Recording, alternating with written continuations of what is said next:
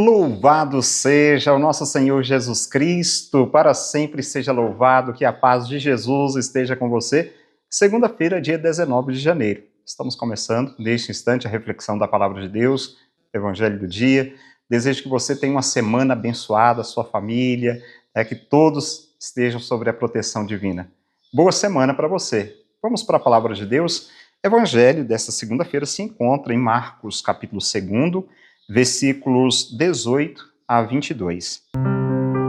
Naquele tempo, os discípulos de João Batista e os fariseus estavam jejuando. Então vieram dizer a Jesus: por que os discípulos de João e os discípulos dos fariseus jejuam e os teus discípulos não jejuam?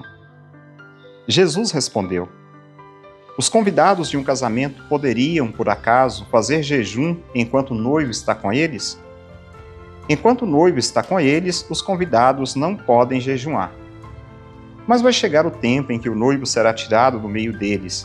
Aí então eles jejuarão.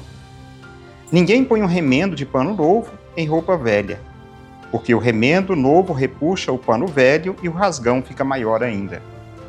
Ninguém põe vinho novo em odres velhos, porque o vinho novo arrebenta os odres velhos e o vinho e os odres se perdem. Por isso, vinho novo em odres novos. Palavra da salvação, glória a vós, Senhor.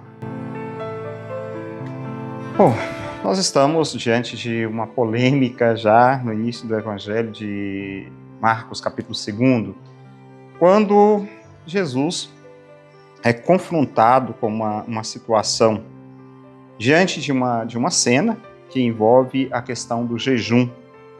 E nela o Senhor anuncia o tempo do banquete messiânico, esse tempo, o tempo oportuno. Qual será o tempo? Agora não é ainda, mas virá o tempo oportuno para se fazer esse banquete.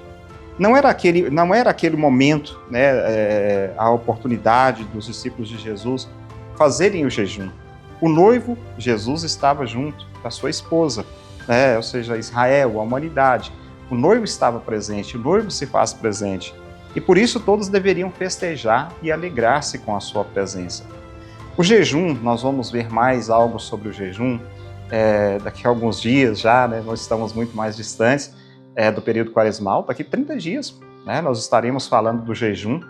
E o jejum, é claro, nos leva nesse entendimento, não é tão complexo, mas é algo, posso dizer até simples, daquilo que é a privação, privar-se de algo para que, de fato, eu me encontre com Cristo.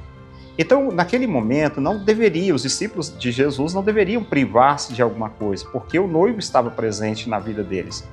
E quando nós, um exemplo, quando nós pecamos, nós nos afastamos da graça de Deus, nós nos afastamos de Deus, nós nos distanciamos com Deus. E quando eu pratico o jejum nessa intenção, de justamente de perceber em mim essa ausência, além do alimento, é claro, de perceber a ausência de Deus em minha vida, a motivação é para a minha aproximação com o Senhor. O momento, esse é o momento favorável, o momento de penitência, o momento de arrependimento, o momento de abrir o coração para se aproximar mais de Deus, mais da providência de Deus, mais da graça de Deus ainda.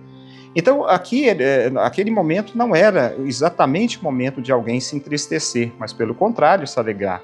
Então, com a volta do Senhor ao Pai, por meio dos eventos da ressurreição e ascensão, o jejum volta a ser plausível e necessário, como expliquei. Primeiro, a presença. Não estou junto, não preciso. Estou assim, na graça, poderíamos até pensar desse jeito. Bom, naquele exato momento não há necessidade, mas haverá um momento em que se fará necessário essa prática do jejum. Então é claro que também aquelas pessoas falavam daquela forma com Jesus para experimentá-lo, para ver o que ele falava, mas o bom é que quando surgem essas dúvidas ou essas perguntas, essas interpretações, Jesus nos faz entender de uma forma também mais clara. Há necessidade do jejum. Jesus não disse, não tem isso de não jejuar. Não. Tem, mas tem o momento certo. E quem sabe agora também esse momento certo de nos colocarmos diante do Senhor, em espírito e verdade, para que possamos reconhecer as nossas fragilidades, os nossos pecados e, claro, praticando o jejum, conseguirmos nos aproximar novamente do Senhor, tá bom? É isso que hoje eu gostaria de partilhar com você. E, claro, peço ao bom Deus que te abençoe, te proteja, te guarde, te livre de todos os males, em nome do Pai, e do Filho, e do Espírito Santo. Amém.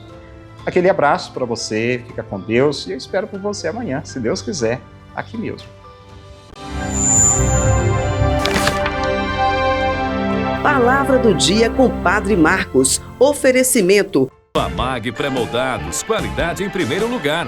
Rua da Contagem, bairro Paracatuzinho, fone 38 3671 1032. A Retífica Paracatu atua na venda de peças para motores a combustão, serviço de usinagem de bloco, virabrequim, comando, bielas, cabeçote com testes de trincas Magna Flux e teste durezas de virabrequim e comando de válvula. Fazemos a retirada e instalação do motor diesel em veículos, máquinas agrícolas e estacionários. Retífica Paracatu, no bairro Nossa Senhora Aparecida.